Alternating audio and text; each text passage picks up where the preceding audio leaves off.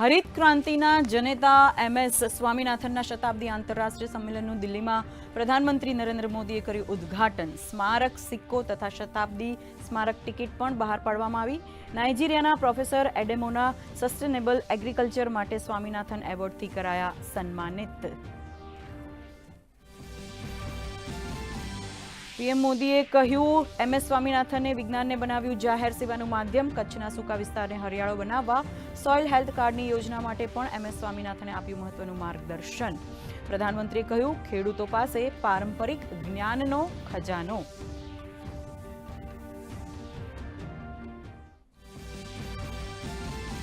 રાષ્ટ્રપતિ દ્રૌપદી મુર્મુ દિલ્હીમાં 11મા રાષ્ટ્રીય હેન્ડલૂમ દિવસની ઉજવણીમાં થશે સામેલ। સંત કબીર હેન્ડલૂમ એવોર્ડ કરશે એનાયત। પ્રધાનમંત્રી મોદીએ પણ આપી હાથસાળ દિવસની શુભેચ્છા।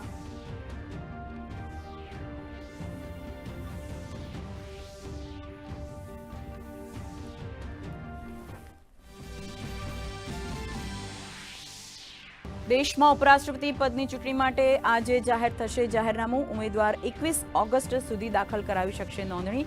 7 સપ્ટેમ્બરે યોજાશે ઉપરાષ્ટ્રપતિ પદ માટેની ચૂંટણી।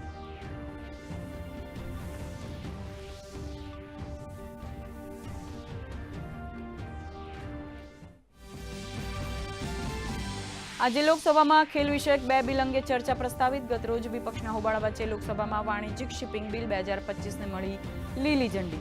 રાજ્યસભામાં પણ સમુદ્ર દ્વારા કાર્ગો ટ્રાન્સપોર્ટ બિલ થયું પસાર।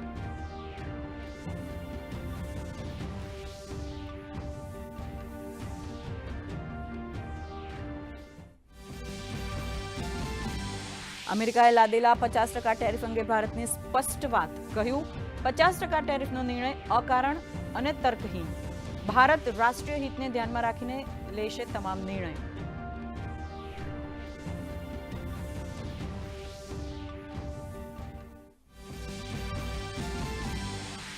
મુખ્યમંત્રી ભૂપેન્દ્ર પટેલની ઉપસ્થિતિમાં પંચાયત એડવાન્સમેન્ટ ઇન્ડેક્સ 2.0 અંગે રાજ્ય સ્તરીય કાર્યશાળા।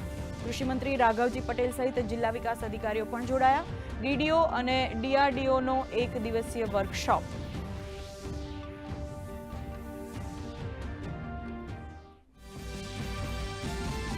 સુરતમાં રાહદારીઓ માટે કાળ બનતા ભારે વાહનો સામે તંત્રની લાલ આંખ। પોલીસ દ્વારા ડમ્પર, ટેમ્પો સહિતના 102 ભારે વાહનો કરવામાં આવ્યા જપ્ત।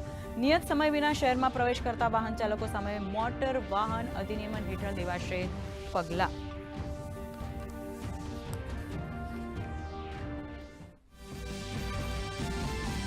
છેલ્લા 24 કલાકમાં 31 તાલુકામાં સાધારણ વરસાદ। ધરોઈ ડેમમાં પાણીનો 86.10% સંગ્રહ। તો બીજી તરફ ઉત્તરકાશીના ધરાલીમાં યુદ્ધ સ્તરે બચાવ અભિયાન યથાવત। કેન્દ્ર અને રાજ્ય સરકારની એજન્સીઓ રેસ્ક્યુમાં જોડાઈ।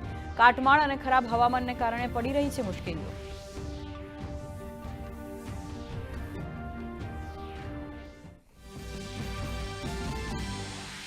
અને ભારતીય શેર બજારમાં નોંધાયો કડાકો। BSE 400 પોઈન્ટ ગગડ્યો। BSE મિડ કેપ અને સ્મોલ કેપ સૂચકાંકનો flat trading. Auto, metal, power, telecom, realty શેરમાં 0.5% ઘટાડો, જ્યારે સોના ચાંદી બજારમાં તેજી।